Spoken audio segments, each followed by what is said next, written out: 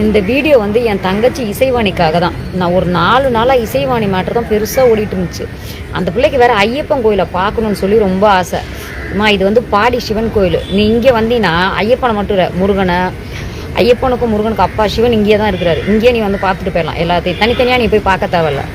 நீ இன்னொன்று வந்து தாடிக்காரன் பேத்தின்றியே, ஏன் உங்கள் தாத்தா பேர் கூட உனக்கு தெரியாதா? தாடிக்காரன் மட்டும் தான் தெரியுமா?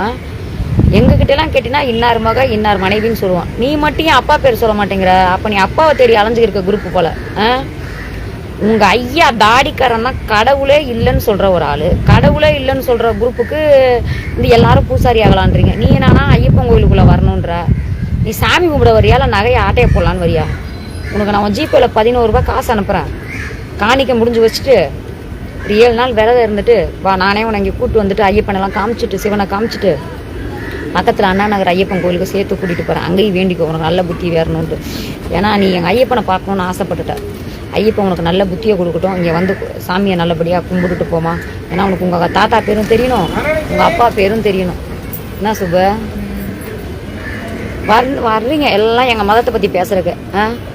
நீங்கள் தான் ஏசு தான் உலகன்றீங்க. அவரே பாவம் அடித்து ஆணியை பிடுங்க முடியாமல் ஆணியில் தொங்கிக்கிருக்காரு. அவரை போய் நீ போய் நான் போப்பு ஆகணும்னு ஏன் எல்லாரும் ஐயப்பன் கோயிலுக்குள்ளே வரணும், கோயிலுக்குள்ளே வரணுன்னே கேட்குறீங்க? நீ கிறிஸ்டின் தானே, போப்பு ஆகணும்னு கேளு. உன் சர்ச்சில் வந்து உன் தலைமையில் திருப்பலி நடக்கணும்னு கேளு. அங்கே போய் பார்க்கலாம். முடியாது. எங்கள் மதம் தான் கிடச்சிருச்சு உங்களுக்குலாம். மூஞ்சியும் மொகர கட்டையும் பாரு.